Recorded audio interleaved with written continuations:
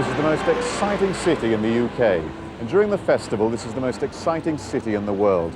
And I'm so pleased to be here because years ago I used to live here, and all I can hope is that in the intervening years somebody has bothered to take down the wanted posters. For 48 years, the Edinburgh Festival has grown to become the world's leading arts event. From music to comedy, from drama to dance, you can see it all here, so spare it a glance, if you see what I mean.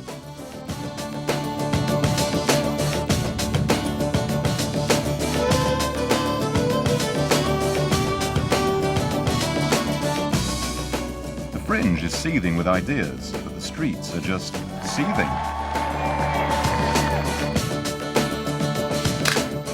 Some street performers will go home richer, and some may go home a little wiser. But I'll take away memories of a blur of life and excitement. That, and hopefully a few really good pictures. But even photographers deserve a coffee break. I've arranged to meet Richard Morton, one of the North East's best comedians and an old Edinburgh hand. He always laughs when he sees me, but I put that down to flattery. Unless it's the suit. Earth, you're doing this ridiculous industry. Oh, that's nice of you to say, Andy. I'm just trying to add a human touch and a compassionate touch to what is a very hard business. So this is a mission?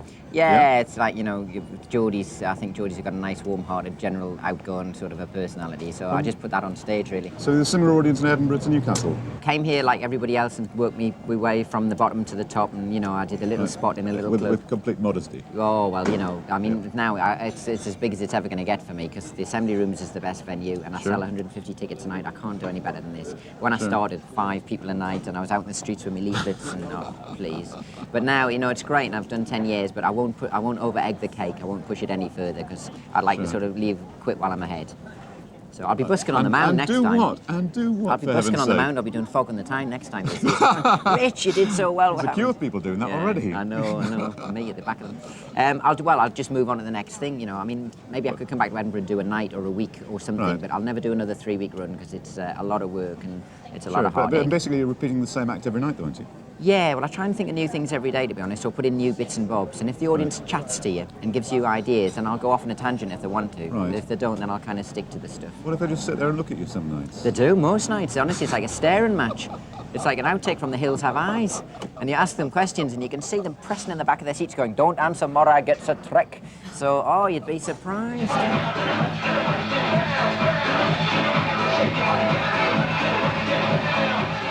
The festival is a showcase for new talent and a chance for young people to burn off excess energy.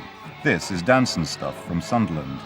I'd love to join in, but I just don't have the heart to show them up.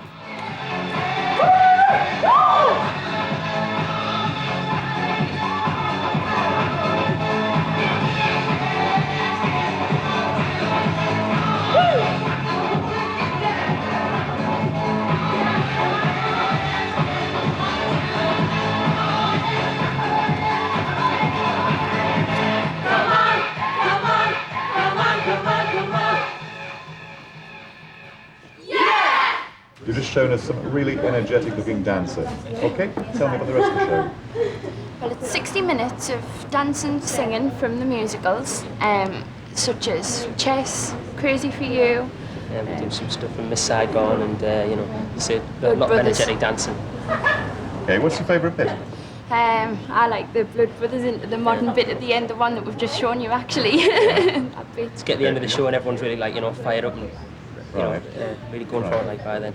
We're doing some cabaret work at Washington and Sunderland, we're doing some dinner dances there. But, we're always looking for more bookings for the group, Okay. Just I think there's something I can do for you. All right. So, if anybody's watching, give them a ring.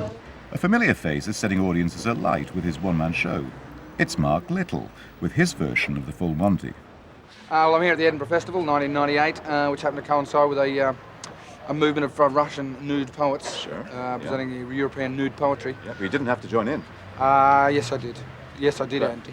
No, I'm afraid. This is a personal statement. I'm afraid once I had this silly idea about maybe going in the buff at the Edinburgh Festival, that I would pursue it. Right. And I have done so, and it is one of the scariest, if not funniest, things I've done in my life. All the while I've been acting, I've had my comedy running side by side. Right. Because basically, my comedy was just me turning my back on mainstream theatre. Sure. and presenting an alternative theatre, which happened to be Sure. funny. Sure. But I was never a comedian as such. Right. It was always an acted, it was a performance Yeah, piece. yeah. So that's always given me the opportunity to pick and choose as far as my acting roles go. Right. Up until the point that Neighbours come along, as a matter of fact. Yeah. When I wasn't very choosy at that point, because I'd had a year out of work. Yeah. And I needed a job. It was regular. And that was it. Is this what you guys use as money? There you go, Andy. I was starting to like you. Oh, no. This, No, that's it, Andy. No, that's it. I'm sorry. No. One final thing. This is actually important. No, I'm right? sorry, Andy.